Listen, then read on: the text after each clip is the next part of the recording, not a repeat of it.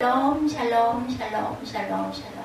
하나님 사랑합니다. 여러분 주 안에서 사랑합니다. 오늘 하나님께 감사 예배 드리는 특별한 그런 아침 시간입니다. 오늘 금요일이기도 하지만 욥기 말씀을 통해서 11절 말씀이죠. 누가 내게 먼저 주고 나로 하여금 갚게 하겠느냐. 온 천하에 있는 것이 누구 것이에요? 하나님의 것이죠. 욥은 자신이 의롭게 살았기 때문에 하나님이 자신에게 축복을 해주셔야 한다고 생각했어요. 하나님이 의롭게 산 자신에게 고난을 주신 것을 당연히 불평하죠. 우리 같아도 얼마나 불평하고, 그죠? 아그라고 쓰면서 소리를 치면서 욥은 이건 기가 막힌 의인이죠. 욥기 1장에 보면 욥은 의인이었다라고 나타납니다. 우리가 의롭다 할 사람이 하나도 없는데 그만큼 인정받을 만한 그러한 사람이었는데 하나님 어느 날 갑자기 이런 사건이 허락을 해버리셨어요. 그죠? 1절에 보면요. 1장 1절에 우수 땅에 욥이라 불리는 사람이 있었는데 사람은 온전하고 그 사람은 온전하고 정직하여 하나님을 경외하며 악에서 떠난 사람이다. 아들 7과 딸 3이 있다라고 얘기합니다.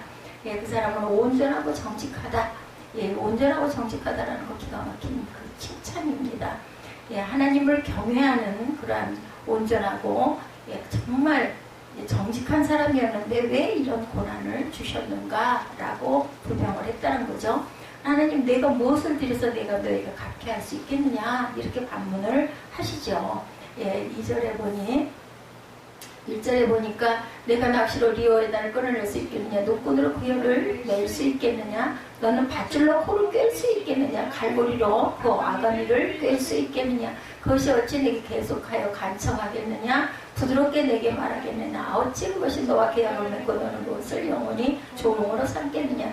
내가 어찌 그것을 새를 가지고 놀듯 하겠으며 내 여종들을 위하여 그것을 내어두겠느냐. 어찌 장사꾼들이 그것을 놓고 거래하겠으며 상인들이 그것을 나누어 가지겠느냐. 내가 능히 많은 창으로 그 가죽을 찌르거나 작사를 그 머리에 꽂을 수 있겠느냐. 내 손을 그에게 얹어보라. 다시는 싸울 생각을 못하리라.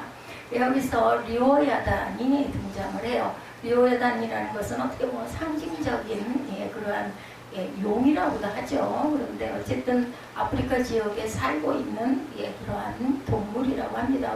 사람보다도 강하고 아주 지혜롭다고 하죠. 그것을 지금 비유해서 얘기하고 있습니다.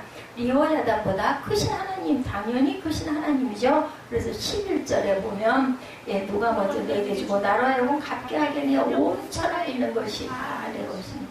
당연히 리오야단을 지으신 분도 하나님이시기 때문에 위대하신 분. 리오야단은 낚시나 노끈으로 잡을 수가 없다고 합니다. 밧줄이나 갈고리로 그 코를 꿰서 잡을 수가 없습니다. 낚시로 그 아가미를 꿰 수도 없습니다. 아주 강한 그러한 존재라고 합니다. 사람 리오야단을 잡는다 할지라도 리오야단은 인간에게 계속하여 간청하지도 부드럽게 말하지도 나를 살려달라고 얘기하지 않는다라는 거죠. 리오야단은 어떻게 하든지 사람의 손을 빠져나가고야 만다라는 겁니다. 인간은 그것을 사로잡아 그것과 계약을 맺고 영원히 종으로 절대로 삼을 수가 없다. 리오야단은 새처럼 메어둘 수도 없고 가지고 놀 수도 없는 존재들이다. 우리가 8절까지 읽은 내용이 그 내용입니다. 욥은 리오야단을 여종들을 위해 집에 메어둘 수가 없었죠. 장사꾼이 그것을 가지고 사거나 팔 수도 없었고 결코 리오야단이라는 것은 점령할 수가 없기 때문에 거래 품목이 되거나 매매를 할 수도 없는 그러한 존재다. 하나님은 욥으로 하여금 결코 리오야단을 정복할 수 없다는 사실을 깨우쳐 주시면서 여기서 하나님과 논쟁하겠다는 주장을 철회해야 된다 말합니다. 하나님과 먼저 뭐 해야 됩니까? 화목해야 한다는 것을 묵시적으로 너도 내가 지었고 리오야단같이 강한 사람이 절대로 부릴 수도 없고 사고 팔 수도 없는 그런 강한 존재도 내가 지었기 때문에 네가 나와 함께 논쟁하겠다라는 생각 자체를 버려라. 하나님과 화목한다. 이런 말씀 뭐예요? 순종하라는 거죠. 더 이상 하나님과 논쟁한다는 것은 리오야단과 싸움을 계속하는 것보다 훨씬 더 위험한 일이다. 소용없는 일이다. 쓸데없는 일이다. 부질없는 일이다. 절망적인 일이다. 진정으로 하나님은 무서운 분이다. 9절 10절에 보면 리오야단을 잡으려는 희망은 헛된 것이다. 참으로 잡으려는 그 희망은 헛된 것이니라. 그것의 모습을 보기만 해도 그는 기가 꺾이리라. 아무도 그것을 격동시킬 만큼 담대하지 못하거든 누가 내게 감히 대항할 수 있겠느냐라고 합니다. 그것도 내가 지었는데 하물며 네가 나를 대항해가지고 무슨 좋은 것이 있겠느냐는 거죠. 욥은 스바 사람에게 소와 나귀를 빼앗겼었어요. 갈대아 사람에게 낙타를 빼앗겼습니다. 자연재해로 자식들을 잃고 피부병으로 인하여 고통을 겪습니다. 너무 잘 아는 말씀입니다. 그것들은 리오야단과 같이 무섭고 강했다. 내게 왔던 피부병 그리고 자연재해 이 모든 것들 정말 무서웠던 거죠. 소와 나귀를 다 뺏겼어. 스바 사람에게 갈대아 사람에게 이방 민족들이 나의 모든 것을 착취해 갔습니다.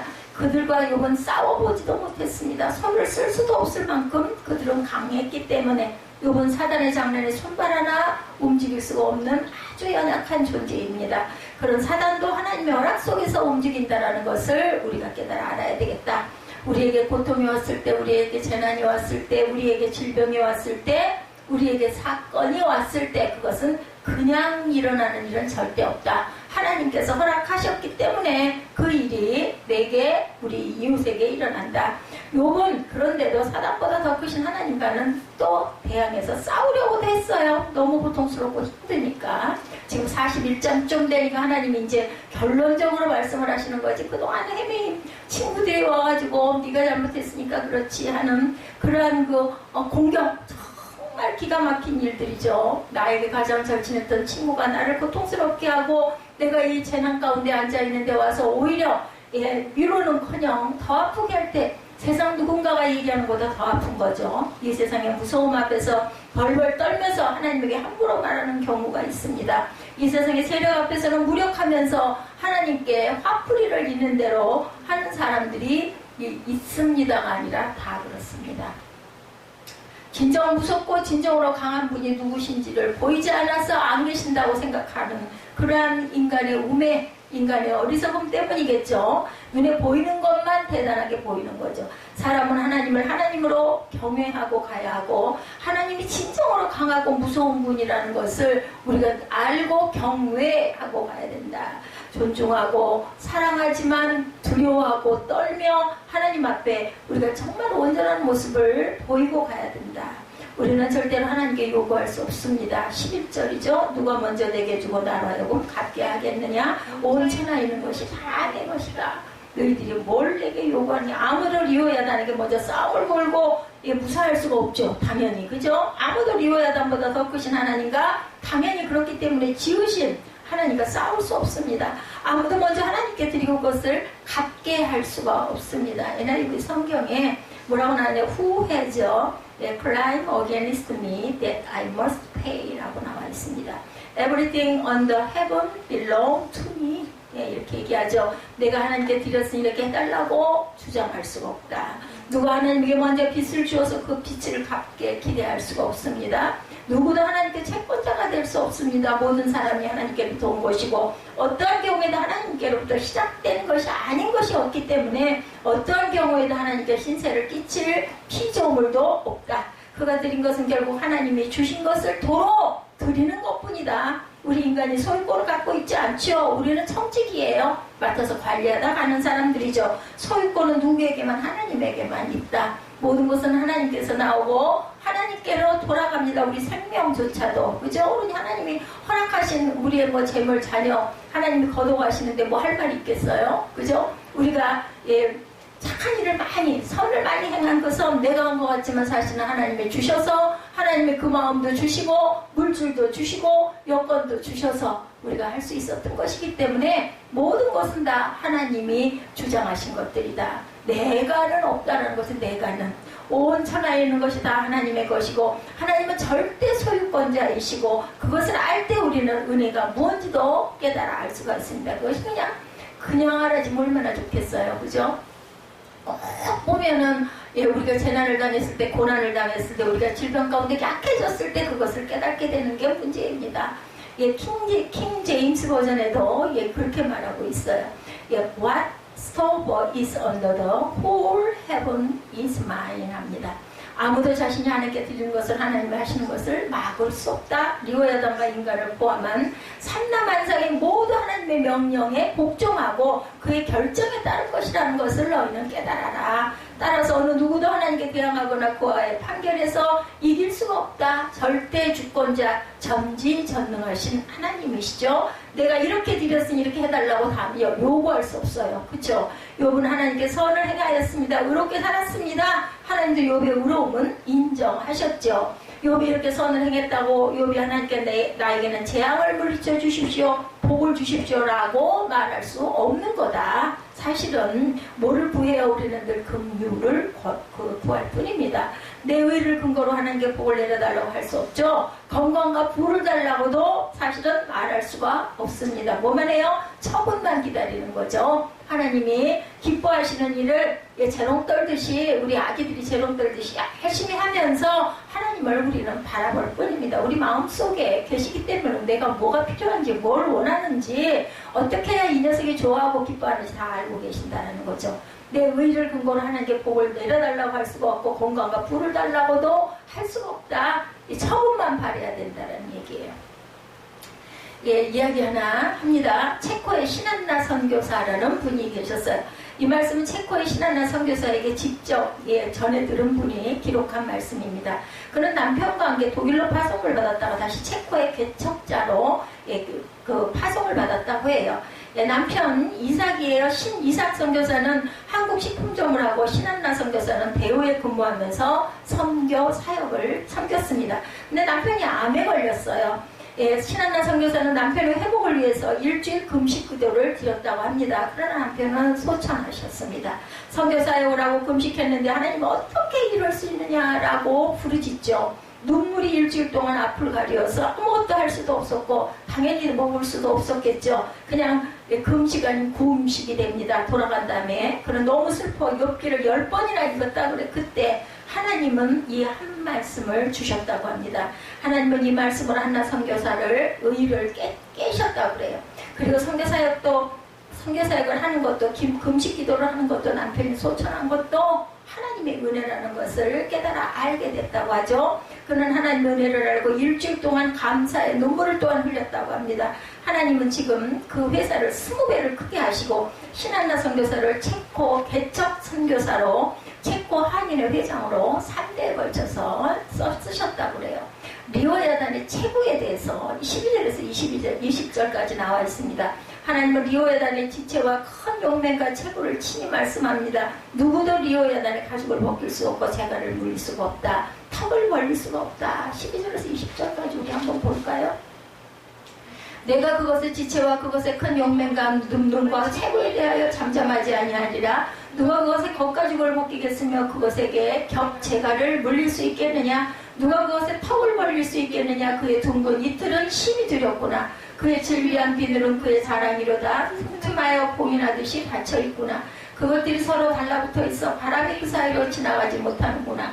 서로 이어져 붙었으니 능히 나눌 수도 없구나. 그것이 재채기를 하는데 빛을 발하고 그것의 눈은 새벽의 눈꺼풀 빛 같으며 그것의 입에서는 횃불이 나오고 불꽃이 튀어나오며 그것의 콧구멍에서는 연기가 나오니 마치 갈대를 태울 때 소치 끓는 것과 같구나. 얼마나 대단한지 아주 적나라하게 표현하지. 그의 입김은 숯불을 지피며 그의 입은 불길을 뿜는구나.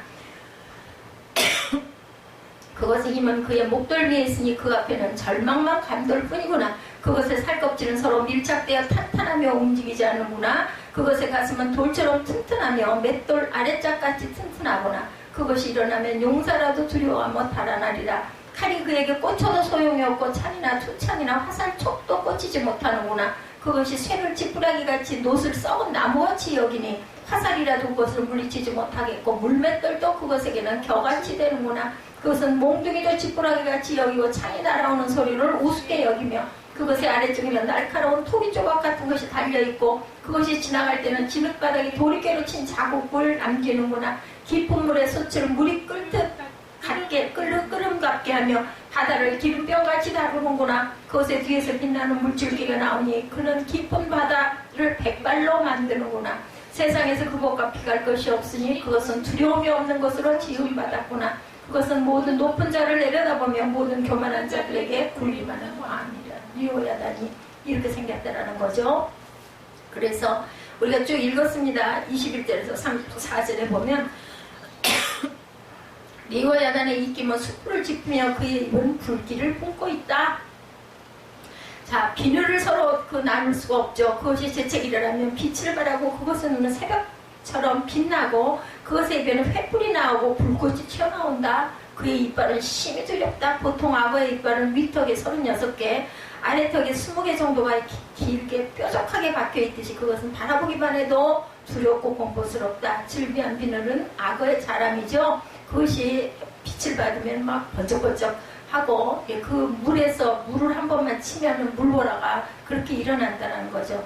리오에는 비늘은 서로 달라붙어 있어서 바람도 지나가지 못할 정도로 뚫을 수가 없다는 것은 뭘로도 비늘은 서로 나눌 수도 없고 재채기라면 빛을 발하고 그것의 눈은 새벽처럼 빛나고 그것의 입에는 횃불이 나오고 불꽃이 튀어나간다.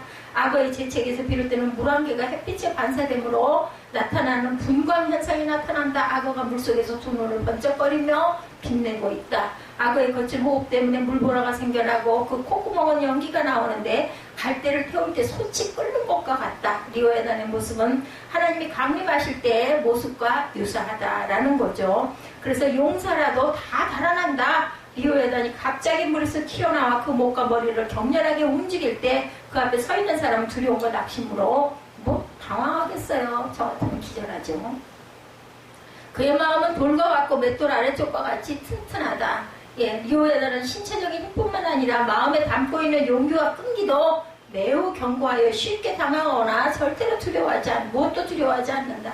그것이 일어나면 용사라도 혼비백산에서 달아난다.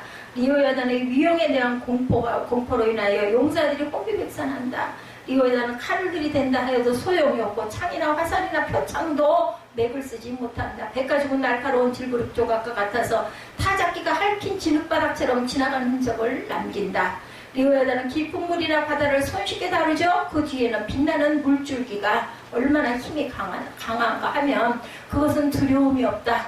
그것은 모든 교만한 자들에게 군림하는 왕이다 라고 마지막 절에 나오죠. 리오야단은 이런 사단이다. 세상의 왕입니다. 리오야단은 하나님은 욥에게 리오야단을 말씀하시므로 욥이 겸손하기를 바라십니다. 하나님은 인간이 사단과 죽음 앞에서 자신의 무력함을 깨닫고 하나님만을 의지하기를 바랍니다. 인간은 아무것도 할 수 없는 무력한 존재라는 것을 우리는 깨닫고 가야 되겠다. 그때 하나님만을 의지하고 순종해야 사는 길이죠. 그러면 하나님이 우리에게 당연히 힘을 주시죠. 우리의 의를 절대로 주장해서는 안 된다는 것이 바로 욥기 41장의 총체 결론입니다. 이 세상에 있는 모든 것이 다 당연히 하나님의 것이고 우리는 어느 것도 하나님께 드릴 게 없고 바울은 이 말씀을 인용해서 이스라엘의 불신 문제를 다루기도 했습니다. 이스라엘은 율법의 의로 하나님을 불신하고 예수님을 십자가에 못 박았죠. 그들은 사도들을 핍박했습니다.